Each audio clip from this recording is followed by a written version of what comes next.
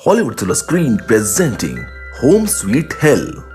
तो कहानी की शुरुआत में हम एक काफी खुशहाल परिवार को देखते हैं। अच्छा, मैं आपको इनसे इंट्रोडक्शन करा देता हूँ, जिसमें हस्बैंड द डॉन जो काफी सीधा साधा और भोला इंसान था और उसकी वाइफ थी मोना। साथ ही उनके दो बच्चे होते हैं, एलिसन और एंड्रू। अब हम इस फैमिली की लाइफ को देखते हैं और हमें पता चलता है कि मोना बहुत ही डिसिप्लिन्ड औरत होती है, जिसको अपनी पूरी जिंदगी परफेक्ट चाहिए। उसने सारी जिंदगी प्लान कर रखी थी, जैसे अपने पूरे परिवार के डाइट से लेके हस्बैंड के नए कपड़े पहनने तक। उसने इसके सारे नोट्स लिखे हैं और अगर यहाँ की चीज वहां हो जाए तो उसको काफी गुस्सा भी आता था, जिसके चलते ऐसा लग रहा था मानो इन लोगों की जिंदगी से खुशियां गायब हो गई हों। पूरा परिवार मोना के अनुसार ही चलता था। खैर, मोना और डॉन की पर्सनल लाइफ देखी जाए तो वो भी कुछ ज्यादा अच्छी नहीं थी, क्योंकि मोना का मानना था कि हर एक चीज टाइम टेबल के अनुसार होनी चाहिए और उसकी जिंदगी में हर एक चीज प्लान थी। इवन मेकआउट का भी टाइम टेबल रहता है, यानी कुछ भी नेचुरल नहीं होता है। डॉन मोना के नेचर से काफी ज्यादा परेशान था, लेकिन वो कुछ कर भी नहीं सकता था, क्योंकि ये जो भी आलीशान घर है वो दरअसल में मोना के कारण ही है। मोना काफी रिच होती है और डॉन ने उससे शादी की थी। डॉन एक बहुत ही बड़े फर्नीचर के स्टोर को मैनेज करता था, जो कि मोना के पेरेंट्स ने फंड किया था और मोना उसकी ओनर है, इसीलिए डॉन काफी चुप रहता था। अब एक दिन हम देखते हैं कि जब डॉन स्टोर पे होता है तो वो अपने एक नए एम्प्लॉय को रिक्रूट करना चाहता था, जहाँ पे डस्टी नाम की एक लड़की आती है। डस्टी काफी चुलबुली स्वभाव की होती है और डॉन को वो काफी अच्छी लगने लगती है, इसीलिए डॉन उसकी एप्लीकेशन को एक्सेप्ट करता है। लेकिन डस्टी के जाने के बाद डॉन का एम्प्लॉय और नेबर लेस आकर डॉन को वार्न करते हैं कि अगर उसकी वाइफ को पता चला कि उसने अट्रैक्टिव लड़की को काम पर रखा है तो बहुत बड़ी प्रॉब्लम हो जाएगी। वहीं दूसरी ओर हम मर्फी नाम के एक गैंग लीडर को देखते हैं। मर्फी और उसकी गैंग धीरे धीरे डॉन और उसके पूरे परिवार पर नजर रखने लगता है कि वो कहां पर जाते हैं और क्या क्या करते हैं। कुछ समय के बाद डॉन और डस्टी की दोस्ती बहुत ही ज्यादा गहरी हो जाती है और दोनों का अफेयर शुरू हो जाता है। इस बात से मोना बेखबर होती है। अब डॉन की लाइफ तो काफी अच्छी चल रही थी और जितना हो सके वो डस्टी को मोना से दूर रखता था ताकि उनका अफेयर छुपा रहे।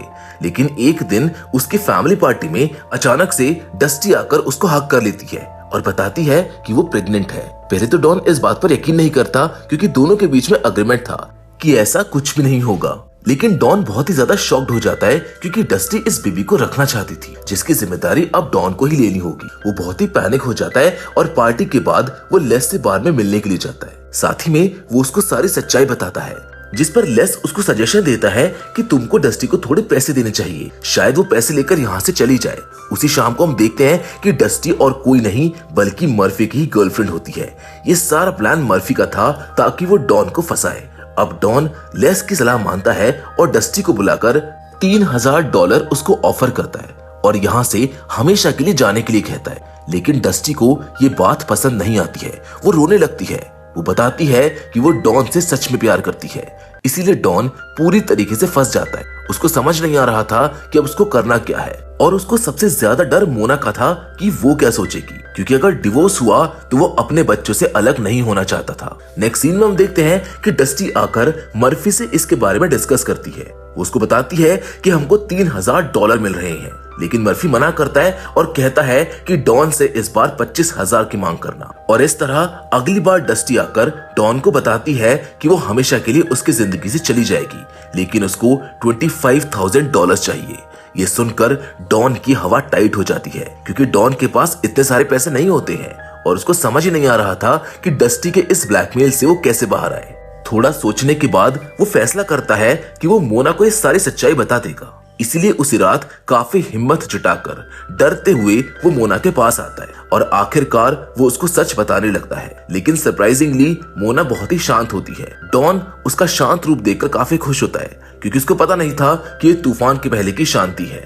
इसके बाद वो डॉन से पूछती है कि क्या तुम अभी भी मुझसे प्यार करते हो। ये सुनकर डॉन खुश होता है और कहता है कि हाँ, मैं तुमसे और अपने बच्चों से बहुत प्यार करता हूँ, प्लीज मुझसे अलग मत होना। ये सुनते ही मानो मोना को उसकी कमजोरी पता चल जाती है और वो अपने असली रूप में आकर काफी गुस्से में उसको मारने लगती है। वो उसको बताती है और याद दिलाती है कि कैसे उसने और उसके पेरेंट्स ने डॉन की काफी मदद की है। वो डॉन के साथ काफी आर्गुमेंट करती है और फाइनली उसको बताती है कि अब हमें कैसे भी करके डस्टी को मारना होगा। ये बात सुनते ही डॉन थोड़ा हैरान हो जाता है। वो कहता है कि नहीं, उसको पैसे देकर भगा देते हैं और हमें उसको मारने की कोई जरूरत नहीं है। जिस पर मोना कहती है कि नहीं, जो भी मेरे परिवार के ऊपर उंगली उठाएगा मैं उसको मार दूंगी। यानी धीरे धीरे मोना की साइको साइड बाहर आ रही थी। अगले दिन डस्टी वापस से डॉन को कॉल करती है और $20,000 कैश मांगती है। इसे मोना और डॉन दोनों एक्सेप्ट कर लेते हैं और उसको अपने ऑफिस बुलाते, जहां पर मोना प्लान करने लगती है कि डस्टी को कैसे मारना है। लेकिन डॉन उससे वापस मिन्नत करता है कि मुझे इन सब में नहीं पड़ना है, ये सही बात नहीं है। पर मोना उसकी बात पर गुस्सा होकर उसको 2 चॉइसेस देती है, या तो डिवोर्स लो और अपने बच्चों को भूल जाओ, या फिर वो मोना की मदद करे डस्टी को मारने के लिए। डॉन पूरा धर्म संकट में पड़ चुका था। वैसे तो वो शांत स्वभाव का था, लेकिन अब उसको अपने परिवार से दूर नहीं जाना था, इसीलिए ना चाहते हुए भी वो मोना के प्लान में शामिल हो जाता है। थोड़े समय के बाद डस्टी ऑफिस आती है, जहां पर डॉन उसकी ड्रिंक में एक दवाई मिलाता है। दवाई का असर होना शुरू हो जाता है और देखते ही देखते डस्टी वहां पर बेहोश हो जाती है। तभी वहां पर मोना आती है, जो डॉन को डस्टी को कार की डिक्की में भरने के लिए कहती है।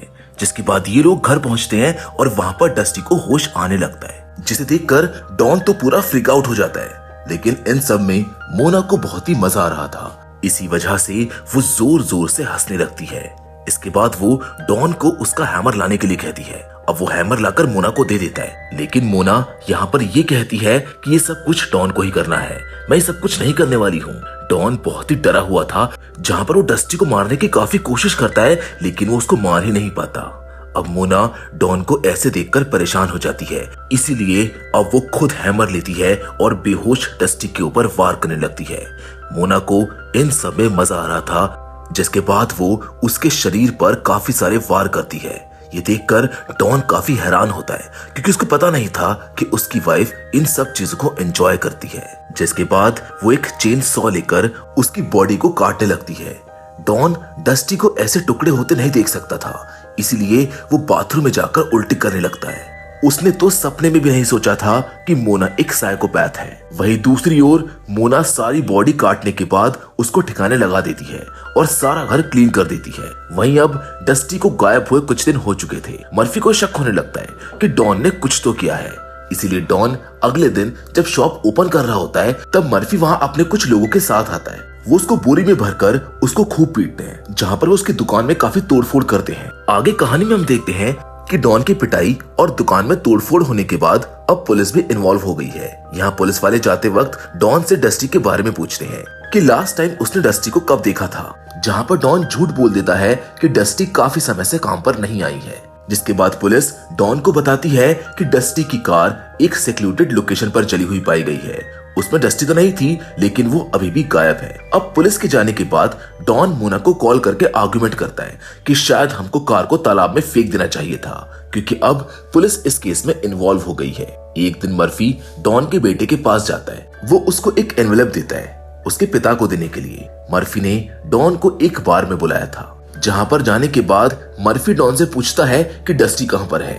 वो लास्ट टाइम तुमसे ही मिलने के लिए गई थी, लेकिन डॉन यहाँ पर फिर से झूठ बोल देता है कि मैंने उसको $20,000 कैश में दिए थे, उसके बाद शायद वो खुद तुमको छोड़कर चली गई होगी। तो अब यहाँ पे मर्फी खुद डॉन से वापस 20,000 मांगता है, क्योंकि उसको तो पैसे मिले ही नहीं है। वो उसको धमकी देता है कि अगर उसको पैसे नहीं मिले तो उसका पूरा परिवार खत्म हो जाएगा। लेकिन उसको क्या पता था कि एक खतरनाक साइको उन्हीं के घर में मौजूद थी। डॉन घर जाकर ये सारी बात डरते हुए मोना को बताता है, लेकिन मोना को तो मानो अब और भी ज्यादा मजा आ रहा था। मोना उसकी बोरिंग से जिंदगी में कुछ नया करना चाहती थी, इसलिए वो एक बार फिर से प्लान करती है और जहां पर डस्टी की बॉडी छुपाई हुई थी उसे डॉन को वापस निकालने के लिए कहती है। डॉन ना चाहते हुए भी डस्टी के सर और एक हाथ को निकालता है। अब प्लान के अनुसार मोना और डॉन मर्फी के घर चले जाते हैं ताकि मोना डस्टी की बॉडी को उसके फ्रिज में रख सके। लेकिन तभी वहां पर मर्फी का एक साथी आ जाता है, जिसे मोना बेरहमी से मार डालती है। जिसके बाद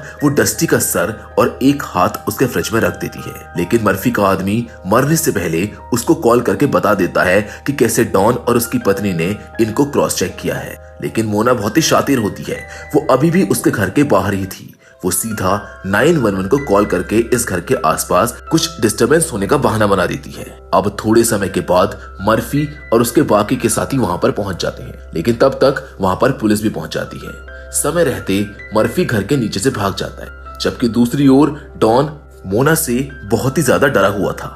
और एक दिन दोनों बात कर रहे थे कि तभी वो मोना से उसके बचपन के बारे में पूछता है कि उसका चाइल्डहुड कैसा था। शायद मोना के बचपन में कुछ तो ट्रेजेडी हुई थी जिसके कारण वो आज ऐसी हो गई है। लेकिन जब डॉन उससे सवाल करता है तब वो बहुत ही ज्यादा गुस्सा हो जाती है और इमोशनल भी हो जाती है। वो कहती है कि मेरे पेरेंट्स ने कभी भी मुझको हर्ट नहीं किया है, लेकिन अगले ही पल उसका पूरा स्वभाव बदल जाता है और वो डॉन को धमकी देकर कहती है कि अगर आइंदा वापस से ऐसा सवाल उसने किया तो डॉन को भी डस्टी की तरह वो मार देगी। बेचारा डॉन ये बात सुनकर बहुत ही ज्यादा डर जाता है, लेकिन अब उसको फोर्सफुली हमेशा के लिए मोना के साथ रहना था, वरना मोना या तो उसको मार सकती थी या फिर पुलिस के हवाले कर सकती थी। अगले ही दिन इनके घर पुलिस आती है और वो डॉन को बताती है कि उसकी एक एम्प्लॉय यानी डस्टी का मर्डर हो गया है, जो कि एक गैंग मेंबर ने किया है। पुलिस फिर से डॉन से सवाल करती है कि वो डस्टी को इतने सारे पैसे क्यों दिया करता था, जिससे अब ना चाहते हुए भी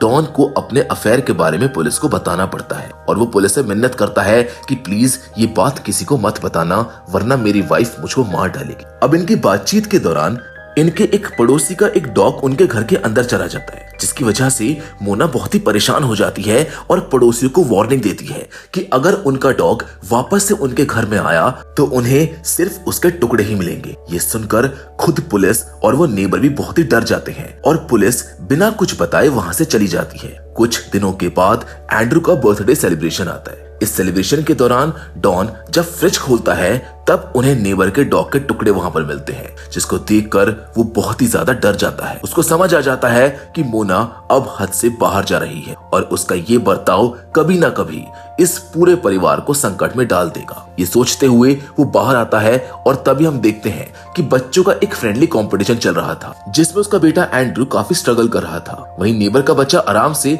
उस कंपटीशन को जीत जाता है। ये देखकर मोना बहुत ही ज्यादा गुस्सा हो जाती है और अपने नेबर को एक्यूज करती है कि तुमने अपने बेटे को स्टीरॉइड्स दिए हैं, इसीलिए वो इतना बड़ा है। उसका ये बर्ताव बहुत ही अजीब रहता है। अब इन सब झगड़े के दौरान एलिसन जब देखती है कि उसका भाई अभी भी स्ट्रगल कर रहा है तो वो गुस्से से एंड्रू के हाथ से स्टिक लेती है और खुद उस यूनिकॉर्न को तोड़ देती है। अब मोना इस चीज को देखकर काफी खुश होती है और वो उसको काफी प्यार करती है। उधर डॉन भी दूर से ये सब कुछ देख रहा होता है और उसको समझ आ जाता है कि मोना के साथ आखिरकार बचपन में क्या हुआ था। अपने पेरेंट्स के अप्रूवल के कारण वो एक कॉम्पिटिंग लड़की बन गई थी, जिसके चलते वो सही गलत का अंतर ही भूल गई थी। उसे बस नंबर 1 आना था ताकि उसके पेरेंट्स उसको एक्सेप्ट करे और अब वो सेम चीज एलिसन के साथ कर रही है, यानी कि एलिसन भी शायद बड़ी होकर मोना जैसी ही बनेगी। जबकि उधर एंड्रू बहुत ही ज्यादा उदास होता है। खैर अब डॉन भी एक प्लान बनाता है। वो घर आता है और गराज के साइड के जितनी भी लाइट्स होती हैं वो कट करके एक इलेक्ट्रिक शॉर्ट सर्किट क्रिएट करता है, जिसमें से स्पार्क क्रिएट होने लगता है। फिर वो किचन में जाकर गैस के सिलेंडर के वॉल्व को खोल देता है ताकि सारी गैस गराज में जा सके, जिसके बाद वो बाहर आकर मोना को गराज के फ्रिज से बीफ लाने के लिए कहता है। अब मोना गराज के अंदर आती है और जैसे लाइट का बल्ब ऑन करती है वहां पर एक स्पार्क होता है और अगले ही पर हम देखते हैं कि गराज में बहुत ही बड़ा धमाका हो जाता है, जिसमें वहीं पर मोना की मौत हो जाती है। डॉन पोकर फेस बनाकर बाहर आता है और इसी तरह डॉन मोना के जाल से बाहर निकल जाता है। अब कुछ दिनों के बाद हम देखते हैं कि सारी प्रॉपर्टी जो मोना और उसके पेरेंट्स की थी वो अब उसकी हो गई थी और वो अपने दोनों बच्चों के साथ खुशहाल जिंदगी बिता रहा था, जहाँ पे कोई भी नियम नहीं थे।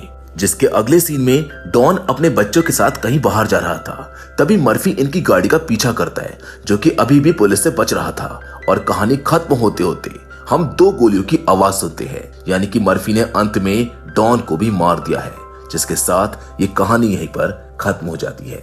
तो दोस्तों, इसमें गलती किसकी थी बताइए?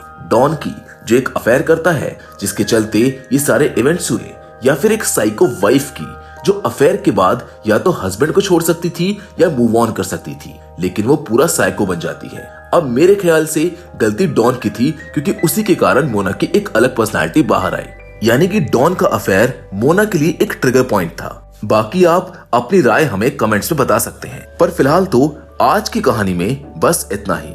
लेकिन हम फिर से जरूर मिलेंगे, और वो भी एक और नई इंटरेस्टिंग कहानी के साथ।